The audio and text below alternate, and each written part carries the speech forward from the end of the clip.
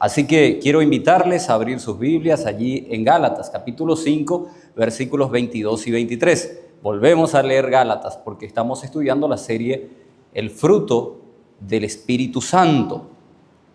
Por cierto, uno puede preguntarse, ¿pero por qué dice el fruto y no dice los frutos? Y ya hemos hablado de varios frutos. En realidad, esas son manifestaciones o expresiones del fruto del Espíritu. Es como una fruta que tiene diferentes sabores.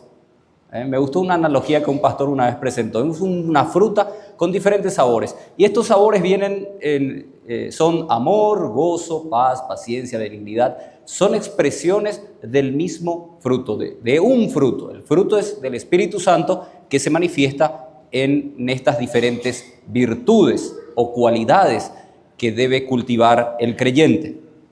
Vamos a dar lectura entonces al texto que tenemos allí delante, Gálatas capítulo 5, versículos 22 al 23. Dice el apóstol Pablo a los hermanos de Galacia: mas el fruto del Espíritu es amor, es gozo, paz, paciencia, benignidad, bondad, fe, mansedumbre, templanza. Contra tales cosas no hay ley. Por cierto, ya es la penúltima manifestación del fruto del Espíritu Santo. Vamos a cerrar el próximo domingo con el dominio propio.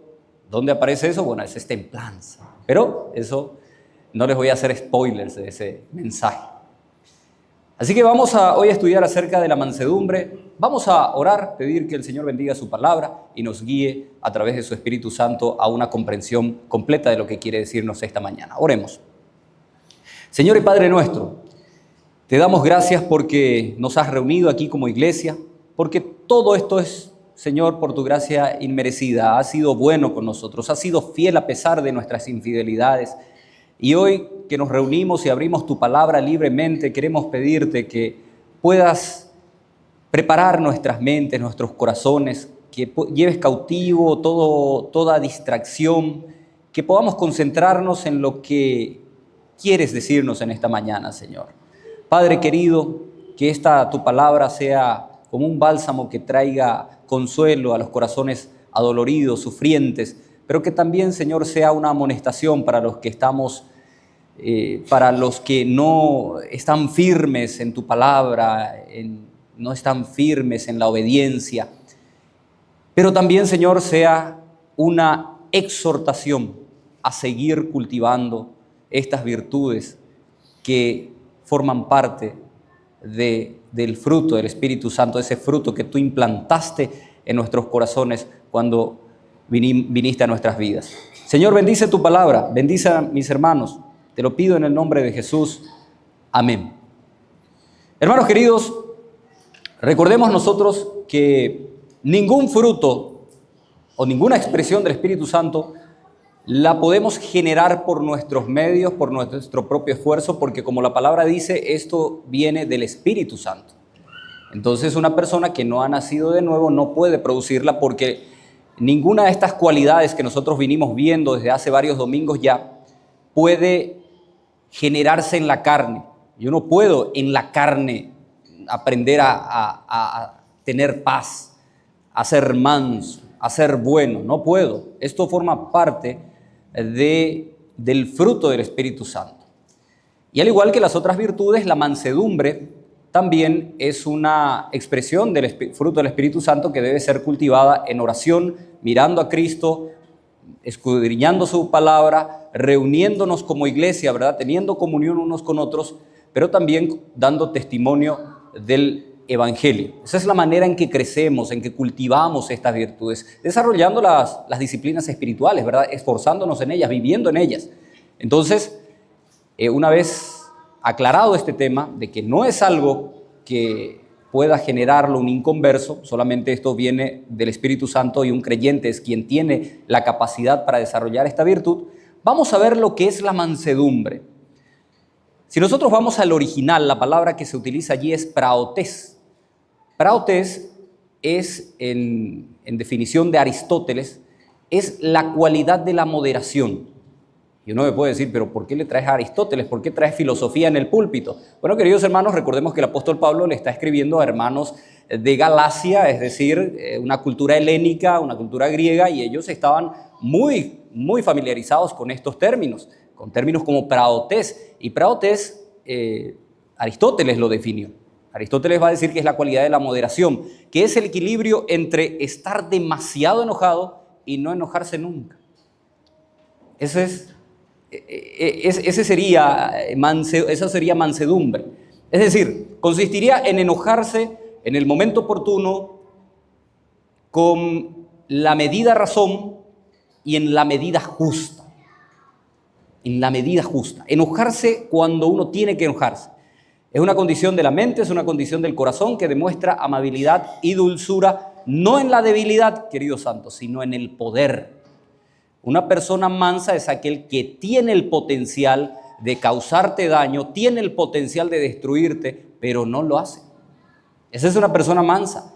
Es un equilibrio que nace de la fortaleza de carácter, alguien que se domina, que se controla a sí mismo, que es dueño de sí mismo. Ahora, hay un error de concepto con relación a la mansedumbre. Cuando nosotros pensamos en alguien manso, ¿qué se nos viene a la memoria? Alguien débil, ¿verdad? Comúnmente relacionamos eso con debilidad. Alguien estaba siendo agredido y esta persona se quedó callada, se dio la vuelta y se fue. Es una persona débil, dirían algunos. Bueno, la mansedumbre es muy mal interpretada, hermanos queridos, incluso en el contexto religioso. Si ustedes ven las pinturas, los retratos ahí de Jesús, entre comillas, porque nadie vio a Jesús, no hay una descripción de él en la Biblia. De hecho, sí la hay, nos dice Isaías 53:2, que él era un hombre en cuya apariencia no había nada atractivo. O sea, no era un hombre con músculos tonificados, pesoca, ¿verdad? Esos rubios con ojos azules. Nos dice que no había nada atractivo en él. Físicamente era un hombre como vos y yo, común y corriente. Jesús era así, pero cuando se le pintan los cuadros, ¿verdad? Ya sabemos que se van todos. Y uno de los retratos, ustedes van a ver, le representan a Jesús, ¿verdad? Como débil, raquítico, y parece que tiene un pañal, ¿verdad? Y se está... Y hermanos queridos, es horrible, en serio, pálido. Y entonces, en el afán de presentar a un Jesús manso, han presentado a un Jesús débil, a veces incluso hasta raro, hermanos, medio rarito. Son horribles esos cuadros que se ven en algunas catedrales. En serio, vean, un Jesús afeminado, lo digo directamente. Pero ese no es, por eso claramente la Biblia insiste allí en Éxodo 20, de que no te hagas imagen de ninguna cosa del cielo, cosas que no viste. Nadie le vio a Jesús, no hay una descripción de cómo él era físicamente, por lo tanto, todos esos cuadros que tenemos, y si la gente se postra delante de él, ¿cómo se llama? Ustedes ya saben, es idolatría. Es idolatría. Eso es una adoración falsa. Bueno, en fin, lo cierto, hermanos queridos, es que hasta en la iconografía religiosa se nos presenta a Dios como un Dios débil, a Jesús, ¿verdad? Como un Jesús débil. Y ese es el concepto que tiene la gente de mansedumbre, pero es un concepto completamente errado. Mansedumbre no es, escuchen bien, no es sinónimo de debilidad. Por el contrario, mansedumbre es la gentileza del fuerte cuya fuerza está bajo control, está bajo dominio. Es la cualidad de una persona con carácter fuerte, que es dueño de sí mismo, pero a su vez es siervo de todos. Les voy a poner un ejemplo de quién puede ser una persona mansa. Una persona mansa puede ser Mike Tyson, por ejemplo. Podría ser, no es, pero podría ser. Y yo me voy y le desafío a un moquete, a un zoco. Y comienzo a agredirle, y comienzo a tocarle las fibras más íntimas, comienzo a hablar mal de su mamá y de toda su familia. Y él se voltea y se va.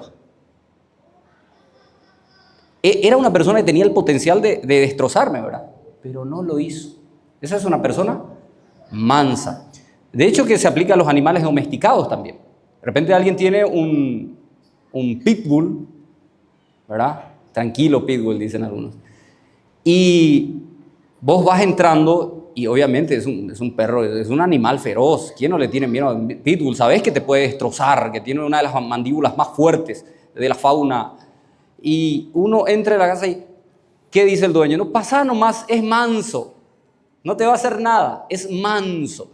Es una persona, es un animalito que teniendo el potencial de destrozarte no lo hace. Entonces, es tener fuerza, es tener poder, es tener influencia, pero vivir como si no lo tuvieras. Eso es mansedumbre. Tener poder para dañar a otras personas, para destruirlas inclusive, pero vivir como si no la tuvieras. Hay dos modelos de mansedumbre interesantes en la Biblia. Uno es una mansedumbre humana, la otra es infinitamente superior. Y creo que ya sabrán a quién me estoy refiriendo. La primera, vamos a hablar de la persona mansa por antonomasia en el Antiguo Testamento. ¿Quién es? Moisés, ¿verdad? Si nosotros vamos a Números capítulo 12, versículo 3, dice de él la Biblia, y aquel varón Moisés era muy manso, más que todos los hombres que había sobre la tierra. ¿Quién escribió Números? Moisés, ¿verdad? Autobombo. Y no, hermanos queridos, recordemos que Moisés fue inspirado por el Espíritu Santo para escribir esto. Entonces sí, podemos creer que Moisés efectivamente fue un hombre manso. De hecho, Moisés fue un hombre manso, hermanos. Moisés era un hombre débil. Era un hombre débil. Recuerden ustedes, vamos a ver un par de acontecimientos en su vida. La primera, él estaba caminando ahí por la calle, ahí en Egipto, y ve a un capataz que le estaba maltratando a un hebreo. ¿Y qué hizo? Se metió en la trifulca el tipo. ¿Eso hace una persona cobarde? ¿Eso hace una persona débil? ¿Qué hacemos nosotros cuando de repente ahí en la calle se le está apretando a alguien con algún arma? ¿Qué hacemos? Mínimo no nos vimos. O si no, salimos corriendo, ¿verdad? ¿Quién se mete en esas cosas, hermano? No. Hay que tener una actitud, bueno, bastante temeraria también. Pero normalmente, y si viene alguien, ¿vos viste qué pasó? No, no he visto. No, la verdad, yo no me quiero meter en problemas. Esa es una persona, así somos débiles, pero Moisés no era así, se metió en una trifulca. Y noten algo más de Moisés. Le golpeó tan fuerte al capataz del faraón que lo mató. O sea, matarle a alguien de un golpe, tiene que ser una persona fuerte, hermano. Yo me imagino a Moisés más o menos como mi brother Timo, por ahí está Timo. Un tipo grande, con fuerza, no era ningún debilucho. Obviamente esa no fue una fuerza, no fue mansedumbre, esa no fue una fuerza puesta bajo control, porque él terminó haciendo lo que no debía, mató a una persona. Fue al desierto, el Señor lo hizo pasar por la escuela del desierto y viene de allí como un hombre manso. Viene allí como un hombre manso. El pueblo hebreo, hermanos queridos, en el desierto trató de matarlo en varias ocasiones. Conspiraron contra él, murmuraron contra él, lo difamaron porque salió con una chica. Las cosas que dijeron de Moisés. ¿Y Moisés qué hacía por el pueblo? ¿Qué hizo por el pueblo? Intercedió por ellos.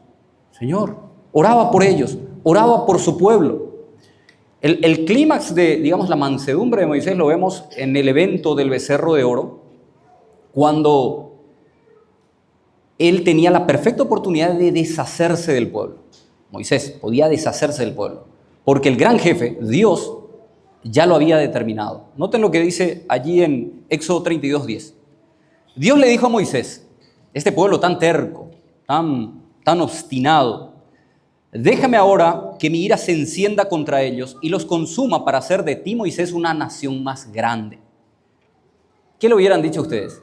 Un pueblo que conspiró contra ustedes, un pueblo que trató de matarles en varias ocasiones, que habló mal. ¿Qué le hubieran dicho ustedes? Señor, yo creo que estamos en un mismo pensamiento.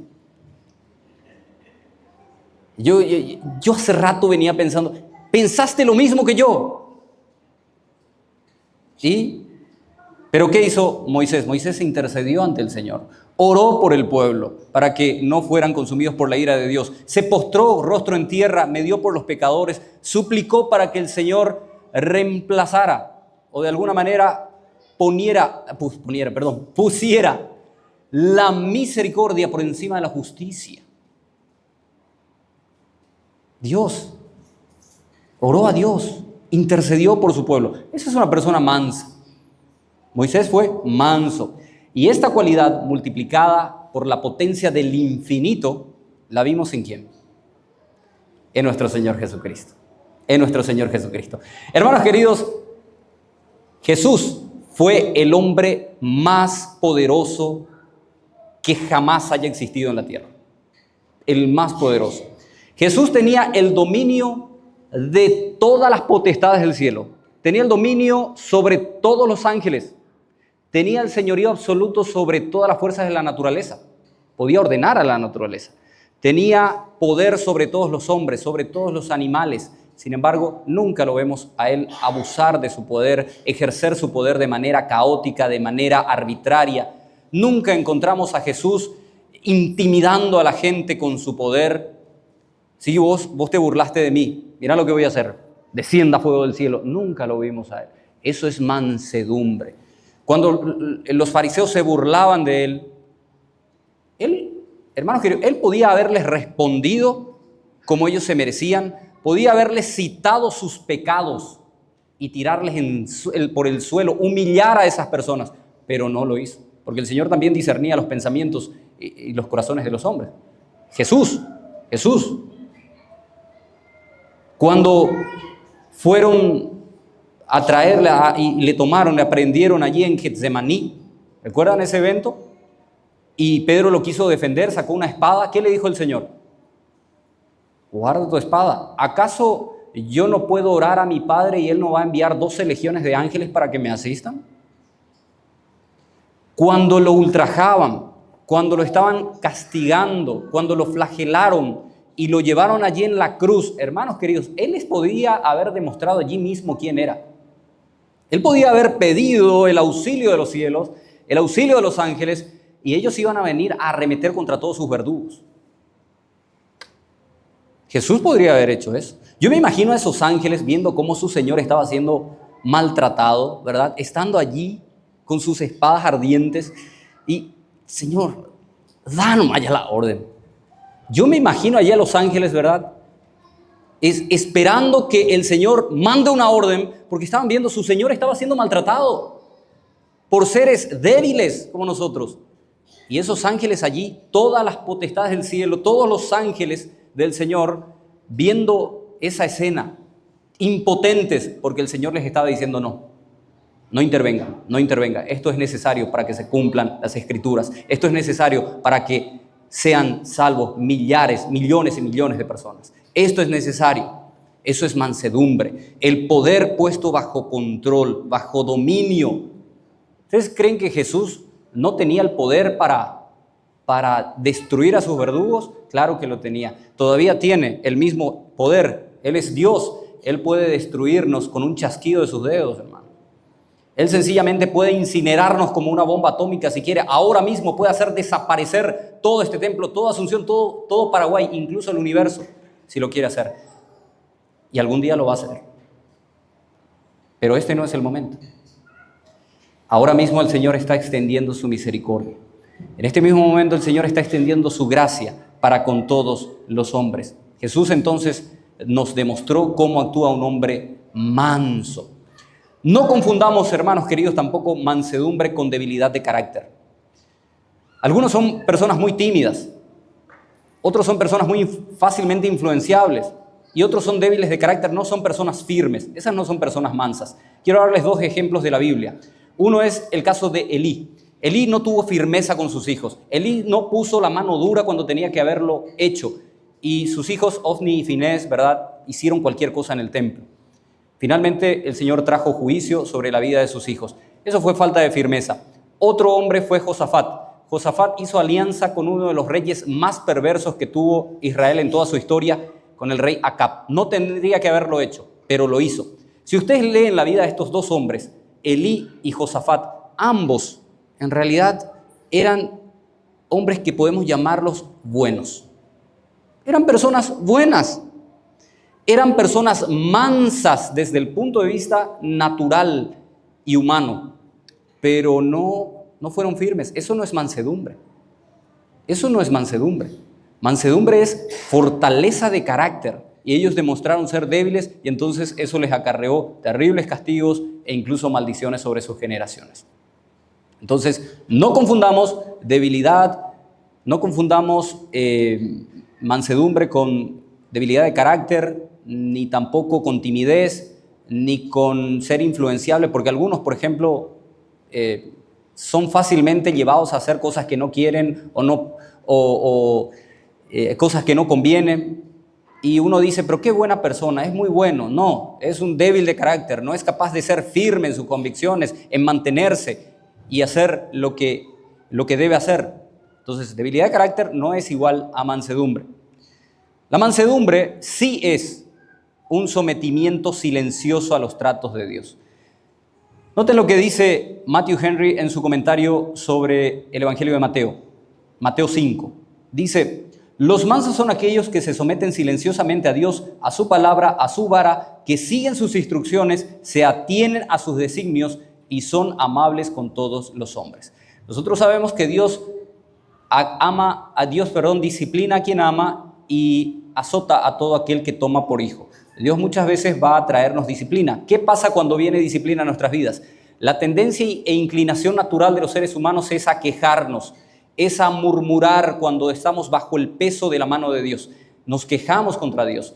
Esa es la tendencia natural, pero un hombre manso no lo va a hacer. Un hombre manso se va a someter silenciosamente a lo que Dios ha determinado, porque sabe que ese trato de Dios es un obrar en su vida y es para algo beneficioso finalmente. Entonces no se va a quejar. Quiero darles un ejemplo. Aarón fue un hombre manso. Sus hijos Nadab y Abiú ofrecieron fuego extraño en un incensario, ¿verdad? Mezclaron unos componentes químicos allí que no debían y salió un fuego que Dios no pidió y el Señor los consumió, los mató a ambos. Entonces viene Moisés y le cuenta a Aarón por qué el Señor envió ese juicio. ¿Y qué nos dice allí Levítico 10:3? Que Aarón calló. Este es un hombre manso, calló. Hay veces en que, hermanos queridos, es preferible callar. Cuando estamos pasando por alguna tribulación, por alguna prueba, nosotros no tenemos todo el panorama ni tenemos todas las respuestas. Es preferible callar y no después arrepentirnos de cosas que decimos. ¿Cuántas veces nos quejamos contra Dios? Esto me ha pasado muchísimas veces y Alba me ha confrontado después. ¿Viste de lo que te estuviste quejando? Y mira ahora lo que Dios hizo con eso. Calló, cállense. En el Salmo 39:9, David se refiere a una situación difícil que estaba atravesando. Raro que David haya pasado por situaciones difíciles, ¿verdad? El tipo se metía en cada lío. Y él nos dio un ejemplo. Él dice en el Salmo 39:9, yo enmudecí, no abrí mi boca porque tú lo hiciste. El Señor, era un trato de Dios con él. Y entonces él calló. Ese es un ejemplo de mansedumbre. Otro ejemplo de mansedumbre, el ejemplo supremo, nuestro Señor Jesucristo. Si nosotros vamos allí a Isaías 53:7, dice que angustiado él y afligido, no abrió su boca. Como cordero fue llevado al matadero y como oveja delante de sus trasquiladores, enmudeció y no abrió su boca. Esto es ejemplo de mansedumbre. Esto es mansedumbre. Estás sufriendo, te traicionaron, hablaron mal de vos, te difamaron. Cállate. Cállate nomás, en silencio. Llévale al Señor, sí, llévale al Señor esas pruebas, pero no te quejes. Enmudece. Y el Señor es quien va a finalmente equilibrar la justicia a tu favor. No te preocupes. El Señor es nuestro juez justo. Yo prefiero que Él sea mi juez antes que yo ser juez de mí mismo. Entonces, la mansedumbre nos enseña también a callar, aún y a pesar de las injusticias. Porque muchas veces va a venir injusticia a tu vida y que obviamente vas a pensar, yo tengo derecho a reclamar esto, pero una persona mansa, hermanos queridos, y escuchen esto, yo sé que va a sonar un poco difícil, pero por eso es difícil cultivar la mansedumbre. Una persona mansa no reclama sus derechos personales. ¡Wow! Una persona mansa no reclama, no rezonga cuando la gente le trata mal. No rezonga porque, ¡ay, qué injusticia contra mí! Él tiene su juez. Él tiene un Dios. ¿Y por qué no se queja? Bueno, por la misma razón por la que Jesús no se quejaba. Por la misma razón por la que Jesús aceptaba los vituperios, aceptaba las ofensas. Porque Él no pensaba mucho en sí mismo. Él pensaba en el plan de Dios. Él vivía para el plan de Dios, para el proyecto de Dios, para el reino de Dios. Cuando nosotros quitamos los ojos de nosotros mismos y los colocamos en el reino de Dios y su justicia, vamos a ver que esas ofensas, hermanos queridos, no son nada. Y pueden venir, y pueden hablar mal de vos, y pueden difamarte. Dios es nuestro juzgador. Dios es el que va a hacernos justicia finalmente. No tenés por qué reclamar nada. Hay hermanos que reclaman por todo, hermano, por todos, queridos. Es increíble. Por eso claramente el apóstol Pablo también, inspirado por el Espíritu Santo, dice allí en Tito capítulo 3, versículos 1 al 2, recuérdales. Entonces le está diciendo a gente que acostumbra a reclamar sus derechos, ¿verdad? Recuérdales que se sujeten a sus gobernantes, a sus autoridades, que obedezcan, que estén dispuestos a toda buena obra, que a nadie difamen, que no sean pendecieros, sino amables, mostrando ¿qué cosa? Toda mansedumbre para con todos los hombres. Los seres humanos, por naturaleza, tenemos la tendencia de ser muy sensibles, muy críticos y muy severos con nuestras autoridades, hermanos, con nuestros gobernantes. A mí me apena a veces ver hermanos en Cristo, cristianos, cómo arremeten y cómo hablan mal de sus gobernantes, de los diputados y de los senadores, ni qué decir del presidente de la República, ¿verdad? Allí, pero fuertísimo, con palabras difamatorias. ¿Y por qué digo difamatorias? Porque la pregunta es, ¿le conoces a esa persona? ¿Así, le conoces en serio? O sea, ¿tienen trato con ellos? ¿Le conoce a Santiago Peña? ¿Alguien le conoce en serio? Así en persona, ¿sabe cómo es? Sin embargo, todo el mundo se siente en la libertad de tratarlo de corrupto, ¿verdad? De que es lo un inmoral y de que esto y lo otro. Y hermanos queridos, tal vez sea cierto y tal vez las pruebas estén allí, pero no fuimos nosotros llamados a condenar, ni a juzgar, ni a arremeter duramente contra nuestras autoridades. Fuimos llamados ¿a qué? A orar por ellas, a bendecir a nuestras autoridades para seguir disfrutando. Por lo menos en este país tenemos todavía la libertad de unirnos, de reunirnos juntos y compartir el evangelio libremente. Hay países en que eso ya no se puede hacer y aquí todavía tenemos esta libertad. Y sin embargo todavía, ¿verdad? Algunos se quejan contra sus autoridades y son durísimos. Por eso Pablo nos aconseja a no ser beligerantes. Esta manifestación del domingo pasado, ¿cómo se llama? De los jóvenes. Generación Z, hermanos queridos, generación Z. Jóvenes que ni siquiera no conocen nada todavía de la vida y ellos se creen con derecho a reclamar a las autoridades. Y hay que aplaudirles, ¿eh? Ojo, hay que aplaudirles. Hermanos queridos, como cristianos fuimos llamados a no, marquen esto en sus mentes, no ser beligerantes. No estamos para ir a sumarnos a manifestaciones violentas y gritar allí frente al Congreso y quemar el Congreso y hacer esas cosas. No fuimos llamados para eso. ¿Alguna vez le vieron a Pablo haciendo una convocatoria masiva contra el Imperio Romano? Más le vale que no lo hiciera, ¿verdad? En aquella época no había tanta paciencia como ahora. Pero no fuimos llamados para eso. Fuimos llamados a ser considerados discretos y mansos, porque este mundo no se va a ganar por medio de la violencia física, la violencia. Algunos dicen, bueno, los violentos arrebatan el reino de los cielos. Sí, pero esa violencia se refiere a entusiasmo, a fuerza, a poder. No se refiere a violencia como nosotros la entendemos, de beligerancia. No fuimos llamados para eso. Fuimos llamados a ser hombres y mujeres de paz. Fuimos llamados a ser mansos. Jesús no se preocupaba por sí mismo, por lo tanto, su interés estaba en hacer la voluntad del Padre, y a él no le preocupaba este tema de los gobiernos y cómo era y que había corrupción y estas cosas, porque estaba enfocado en cosas mayores, en las cosas del cielo. Ese mismo sentir, esa misma mentalidad debiera también estar en nosotros.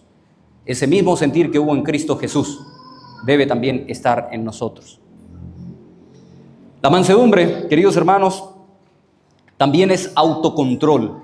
La mansedumbre está estrechamente relacionada con el autocontrol. Nuestro Señor Jesucristo, teniendo todo el poder del universo a su disposición, nunca lo ejerció de manera arbitraria ni caótica. Y nosotros también somos llamados a comportarnos de la misma manera. Hay algunos hermanos que se rayan fácilmente, son de mecha corta. Por el menor disgusto se van a bajar de la cruz, ¿verdad? Y arremeter contra alguien. se molestan por cualquier cosa. Hay hermanos así. Y uno le reclama porque eso yo siempre fui así y ya no voy a cambiar. Tengo un carácter fuerte. En primer lugar, eso es una mentira, no es un carácter fuerte, eso denota carácter débil. Y en segundo lugar, hermanos queridos, en el Evangelio no existe tal cosa como yo soy así nomás luego, porque nos dice la Biblia que el poder del Espíritu Santo nos transforma. Y si fuiste transformado, ya no sos lo que eras antes. Y aquí todas las cosas son hechas nuevas. Naciste de nuevo, tenés nuevos deseos, nuevos anhelos, un nuevo comportamiento. Si alguno está en Cristo, nueva criatura es. Por lo tanto, eso de justificarse, yo soy así nomás luego. Y a veces la mamá queriendo justificarle, él así fue, desde nenito fue así. Y después, ¿acaso ya no es creyente? ¿Ya no es una nueva criatura? ¿Ya no debe comportarse como se comportaba antes? Bueno, hermanos queridos, no existe tal cosa, yo así nomás luego era. Ningún creyente puede decir, yo no puedo ser manso porque la mansedumbre viene dado por el Espíritu Santo. Y si no tenemos el fruto del Espíritu Santo, entonces no tenemos el Espíritu Santo, y si no tenemos el Espíritu Santo no somos creyentes. Si decís que no podés desarrollar o cultivar la mansedumbre en tu vida, entonces no sos cristiano. ¿Sí? Sencilla es la ecuación. Ahora, es cierto que hay que cultivarla y es cierto que es un proceso. No vas a ser manso como Jesús fue, pero es un proceso en el que vamos a ir creciendo y tenemos que crecer. O sea, no se asume de que vayamos hacia atrás. Tenemos que ir hacia adelante, seguir creciendo. Y esto nos lleva a reflexionar también, ya que estamos hablando de lo difícil que es la paciencia y de lo difícil que es para algunos, ¿verdad?, mantenerse mansos porque son de mecha corta, se molestan por cualquier cosa, que la mansedumbre es un fruto del Espíritu Santo, o mejor dicho, es una expresión del Espíritu Santo, del fruto del Espíritu, que se desarrolla en medio de las circunstancias difíciles y con personas difíciles. La mansedumbre se desarrolla en medio de situaciones, ¿verdad?, muy difíciles, y cuando nos vemos probados en nuestra impaciencia, es cuando nos enojamos y es cuando donde debe salir, ¿verdad?, donde debe aflorar la mansedumbre. ¿Y saben cuál es la mejor escuela de entrenamiento para la mansedumbre? La casa, el hogar. Porque si hay un lugar donde, especialmente para los hombres, nos es tan fácil perder la paciencia con nuestras esposas, es en la familia, es en la casa. Es en la casa. ¿Cuántas veces nos molestamos contra ellas y somos toscos con ellas? Somos impacientes, ¿verdad? Incluso para venir a la iglesia a veces, mira, si no estás todo lista, yo ya me voy, yo te dejo. Y la Biblia, eso es un problema grave, porque la Biblia claramente nos dice que no seamos ásperos con ellas, que debemos tratarlas como vaso más frágil. Es cierto, nosotros también somos vasos frágiles, pero ellas son más frágiles. Debemos tratarlas como vaso frágil. No se aprovechen, queridas hermanas. Pero sí, debemos desarrollar la mansedumbre, porque ¿quién tiene allí la fuerza? En serio, la fuerza física para imponerse. Y el carácter, bueno, a veces algunos son de carácter débil, ¿verdad? Pero ¿quién debe imponerse con un carácter fuerte allí? ¿Quién es el líder allí? El varón. Y debe tratarla con toda esa fuerza que él tiene, con todo ese poder, debe tratarla como un vaso frágil. Si alguien tiene demasiada fuerza y aprieta un vaso, ¿qué pasa? Se puede romper. Entonces tiene que tener su fuerza controlada porque es un vaso frágil. Un hermano me decía, yo tengo en mi casa un vaso frágil, yo tengo un jarro de lata. Pero igual, hermanos queridos, hay que desarrollar esta virtud. Y el mejor campo de entrenamiento que tenemos es el hogar. Por eso es importante no perder la calma, ser mansos con nuestros hijos. Si hay algunos seres, algunas criaturitas con quienes podemos perder la mansedumbre, son las criaturas. Somos más fuertes que ellos, somos más grandes. Y a veces, ¿verdad?, están como desarmando el mundo y es fácil perder la paciencia. ¿Sí? Es fácil es difícil ser manso, pero tenemos que practicar la mansedumbre, porque podemos lastimarles tanto físicamente como emocionalmente si aplicamos una fuerza desproporcionada sobre ellos. ¿Cómo necesitamos mansedumbre en la crianza de nuestros hijos? Ahí, por ejemplo, se necesita. Mansedumbre, entonces, también está relacionado con la calma, ¿sí? Está relacionado con el autocontrol, pero también está relacionado con la calma. Y eso viene de la sumisión total a Dios, a una confianza total, a una dependencia total de Dios en medio de la provocación, en medio de personas difíciles, en medio de circunstancias difíciles. Y Jesús nos dio un patrón claro de esa reacción. Él nos mostró cómo es una persona mansa. ¿Saben dónde encontramos un ejemplo extraordinario de mansedumbre? Yo les invito a que vean Juan capítulo 2, versículos 13 al 16. Aquí vemos un ejemplo clarísimo de la mansedumbre de nuestro Señor Jesucristo. Juan 2, 13 y 16. Dice, voy a tomar un poco de agua. Dice el texto bíblico: estaba cerca la Pascua de los judíos, y subió Jesús a Jerusalén y halló en el templo a los que vendían bueyes, ovejas y palomas, y a los cambistas que allí estaban sentados. Y haciendo un azote de cuerdas, echó fuera del templo a todos, a las ovejas, a los bueyes, esparció las monedas de los cambistas y volcó las mesas, y dijo a los que vendían palomas: quitad de aquí esto y no hagáis la casa de mi padre casa de mercado. Esto es un ejemplo de mansedumbre. Algunos pueden pensar en Jesús, ¿verdad? Tipo Hulk ahí, con un fisicazo todo tonificado y rojo, no se podía poner verde, pero rojo, así con los ojos encendidos en ira, y con un látigo y echándole a todo el mundo y lastimándole a la gente, volcando las mesas, lleno de furia, lleno de enojo. Pero no es lo que vemos aquí, hermanos. Si leemos detenidamente, no es lo que encontramos aquí. Claro que había enojo de parte de nuestro Señor, había una ira santa, mas en esa ira no hubo pecado. Fue una fuerza puesta bajo control. Noten ustedes lo que dice el texto bíblico, porque tenemos que prestar un poquito de atención al texto. Cuando Él llega, ¿con qué arremete contra ellos? Con un látigo, dice. Pero noten que no estaba el látigo. Él dice que hizo un látigo allí. Yo recuerdo mi abuelo hacía ese arreador. Arreador. Sí, la puntita nomás te toca y te parte. Hermano querido, te saca todos los demonios. Y él hacía ese arreador, y por lo menos le llevaba media hora armar hacer la trenza con el arreador, trenzar el arreador. Jesús vio a los cambistas allí, se sentó y comenzó a hacer su arreador. Tranquilo, les estaba mirando, estaba observando detenidamente el comportamiento de cada uno. Se sentó y comenzó a preparar. Nosotros en medio de nuestra ira arremetemos y agarramos lo primero que encontramos, ¿verdad? Cuando estamos enojados. Yo recuerdo nuestras mamás. El objeto preferido de nuestras mamás, ¿cuál era? La zapatilla. ¿Por qué? Porque era lo primero que tenía a mano. Entonces acá nomás ya. ¿Verdad? Y la puntería que tenía, hermano.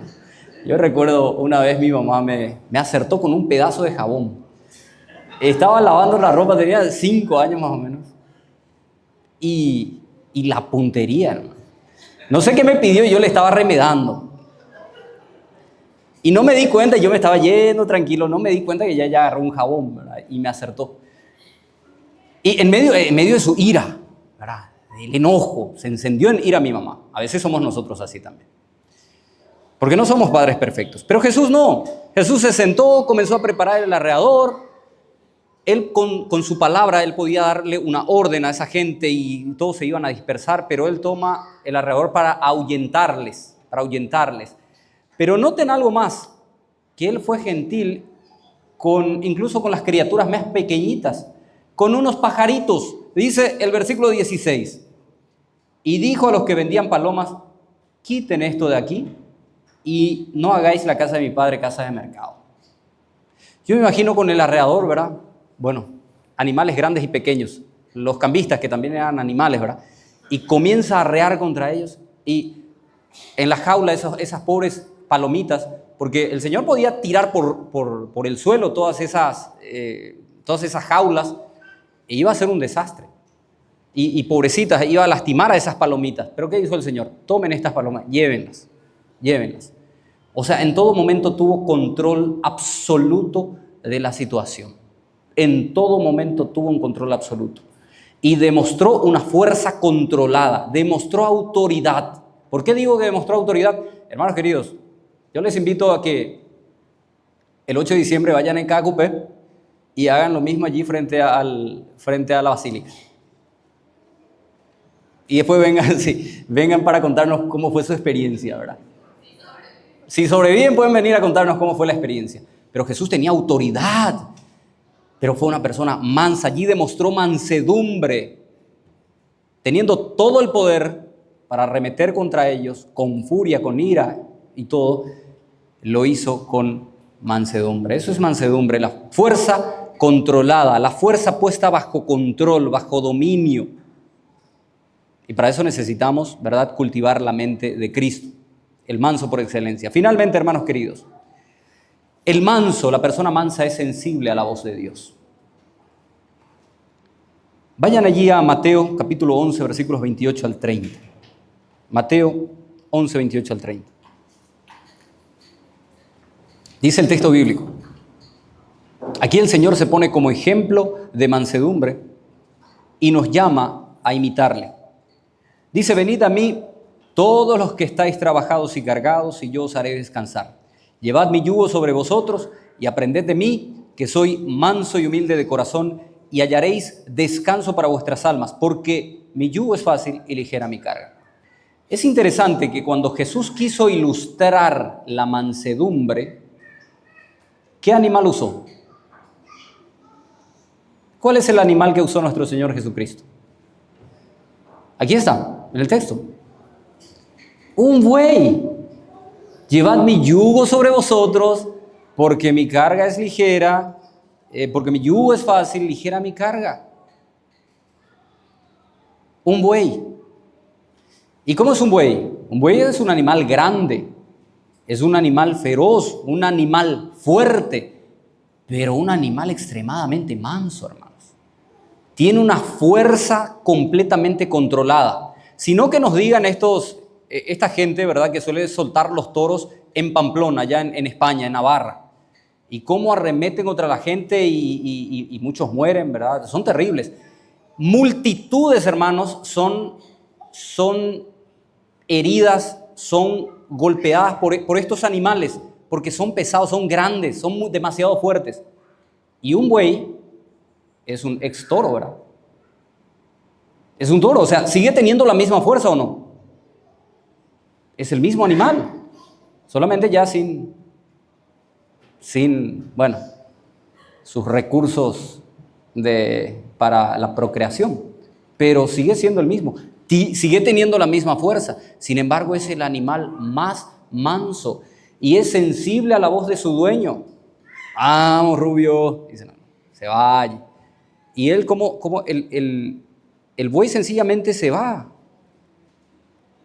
Y va derechito, va por donde lo guía el dueño. Ni siquiera ve el camino que tiene por delante, no sabe si adelante hay un enorme tronco, no sabe si adelante se va a encontrar con un árbol, pero él se va porque el dueño lo está guiando. Así también somos nosotros, como bueyes.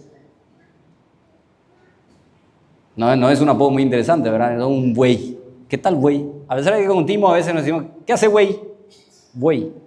Pero este es buey. Hermanos queridos, nosotros, las personas mansas, son sensibles a la voz de su dueño. Pero a diferencia del buey que no sabe hacia dónde lo conduce el dueño, nosotros sí sabemos a dónde nos conduce nuestro Señor. Nosotros estamos rumbo a nuestra patria celestial. Y Él nos está guiando y nos pide que desarrollemos estas virtudes del Espíritu Santo que hemos venido viendo a lo largo de estas semanas, para que sigamos creciendo a la estatura de la plenitud de nuestro Señor Jesucristo. El Señor nos quiere llevar a nuevos niveles de crecimiento, de madurez espiritual. Recordemos que Él quiere darnos grandes riquezas espirituales. y Él tiene un destino glorioso, un destino asombroso para nosotros allá en la gloria. Y nos pide que hoy comencemos a disfrutar a través del desarrollo de estas virtudes, de aquello que Él tiene para nosotros. Estas son las primicias del Espíritu Santo. ¿Qué es una primicia? Es la primera parte, es una pequeña porción, y esa está a tu disposición, esa primicia ya está a tu disposición si comenzás a cultivar el fruto que tenés en tu vida, ese fruto espiritual de los que ya hablamos, del amor, del gozo, la paciencia, la benignidad, la bondad, la fe y también la mansedumbre. Hermanos queridos, el Señor quiere llevarnos a experimentar de una manera especial la vida cristiana, y eso solamente es posible si cultivamos el carácter de Cristo. No vamos a aprender, no vamos a conocer lo que es la gloria de Dios si no vivimos como Cristo vivió. Y no vamos rumbo a nuestra patria celestial si no vivimos como Él vivió. Que el Señor nos bendiga y nos ayude a ser sensibles a su voz y a desarrollar en nuestras vidas esta virtud, este carácter fuerte, de manera que seamos personas mansas y podamos darle testimonio al mundo de cómo es Jesucristo. La gente va a conocerle a Cristo por cómo somos nosotros. Vamos a orar. Señor y Padre nuestro, te damos gracias por esta oportunidad que nos has brindado de poder reunirnos en esta casa de adoración. Gracias por el privilegio de poder venir a cantarte estas alabanzas y también por la bendición de poder recibir tu consejo. Señor, ayúdanos a ser personas mansas como lo fue nuestro Señor Jesucristo. Ayúdanos a tener su misma mente, a procurar cultivar estas expresiones del fruto de tu Espíritu Santo, de manera que, Señor, podamos ser completos y cabales, que no nos falte ninguna cosa. Ayúdanos a ser una iglesia santa, una iglesia saludable, que pueda impactar a un mundo tan confuso. Señor, que un despertar espiritual pueda venir a partir de este momento, a partir de aquí, a partir de nuestras familias, a partir de nuestra comunidad de fe, y pueda comunicar, Señor, ese avivamiento a este mundo que tanto necesita de tu luz, tanto necesita de restauración. Señor, ayúdanos a ser embajadores fieles al servicio de tu reino, que esa sea nuestra prioridad por encima de todas las cosas. Gracias, Señor, porque has sido bueno, y gracias una vez más también por tu palabra, por su contenido que nos fortalece y nos desafía a cada día parecernos más a Cristo. Señor, te encomendamos este tiempo en el nombre de Jesús. Amén.